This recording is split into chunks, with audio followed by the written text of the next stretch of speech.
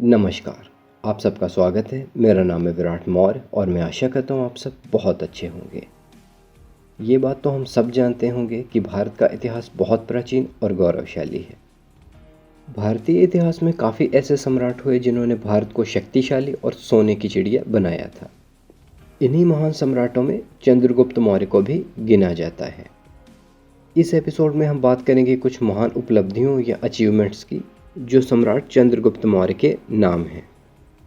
इस एपिसोड में जो भी जानकारी आपको दी जाएगी वो क्रेडिबल यानी विश्वसनीय इतिहासकारों द्वारा लिखी गई किताबों से ली गई है। बाकी काफ़ी यूट्यूबर्स ऐसे भी हैं जो बिना तथ्यों के आधार पर किसी भी शासक को द ग्रेट यानी महान कहने लगते हैं, लेकिन मेरी कोशिश हमेशा यही होती है कि आप सब तक सिर्फ सही जानकारी पहुंचाई जाए। सबसे पहले हम बात करेंगे पॉलिटिकल यूनिटी यानी राजनीतिक एकता की। चंद्रगुप्त मौर्य के शासनकाल में छोटे छोटे राज्यों में बटे हुए भारत को एक साथ मिलाकर शक्तिशाली अखंड भारत का निर्माण किया गया था और फिर इस अखंड भारत में राजनीतिक और प्रशासनिक एकता स्थापित की गई थी। भारत हमेशा से ही खुशहाल उपमहाद्वीप था, जिसकी वजह से भारत की संपत्ति लूटने के लिए भारत पर हमेशा विदेशी आक्रमण होते रहे।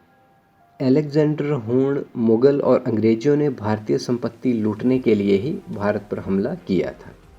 अलेक्जेंडर के पास सेल्यूकस भी भारत विजय सपने के साथ भारत पर आक्रमण करना चाहता था, लेकिन चंद्रगुप्त मौर्य ने सेल्यूकस को हराकर ग्रीक और यूरोपियन शक्तियों से अखंड भारत की रक्षा की थी।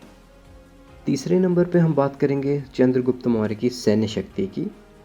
भारतीय इतिहास में बहुत ही कम सम्राट ऐसे हुए जिनकी सेना चंद्रगुप्त मौर्य की सेना के समान विशाल और शक्तिशाली थी। चंद्रगुप्त मौर्य की सेना में लगभग 6 लाख पैदल सैनिक, 30,000 घुड़सवार सैनिक और लगभग 9,000 हाथी थे। यह उस समय दुनिया की सबसे शक्तिशाली सेना थी, जिसने लंबे समय तक भारत की विदेशी हमलावरों से सुरक्षा की थी।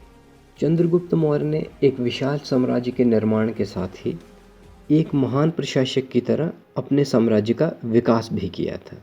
एक समय मुगल शासक औरंगजेब का शासन लगभग भारत के अधिकतर क्षेत्र पे था, लेकिन औरंगजेब कभी भी चंद्रगुप्त मौर्य के समान महान प्रशासक नहीं बन पाया था। इतिहासकारों द्वारा चंद्रगुप्त मौर्य को एक महान प्रशासक माना जाता है। चंद्रगुप्त मौर्य का शासनकाल आर्थिक दृष्टि से भारत का स्वर्णिम काल माना जाता है, जिसमें भारत दोबारा सोने की चिड़िया बन गया था। मौर्य शासनकाल में भारत की जीडीपी का दुनिया की कुल जीडीपी में 30% योगदान था, लेकिन आज के समय भारत की जीडीपी का दुनिया की कुल जीडीपी में 3% से भी कम योगदान है। मौर्य शासनकाल में भारत से कीमती रत्न, मसाले, कपड़ा, धातु और अनाज इत्यादि दूसरे देशों में एक्सपोर्ट किए जाते थे। मैं आशा करता हूँ मौर्य शासनकाल के विषय में ये जानकारी आपको बहुत पसंद आई होगी। जल्दी ही मिलते हैं एक नए एपिसोड के साथ, तब तक के लिए नमस्कार।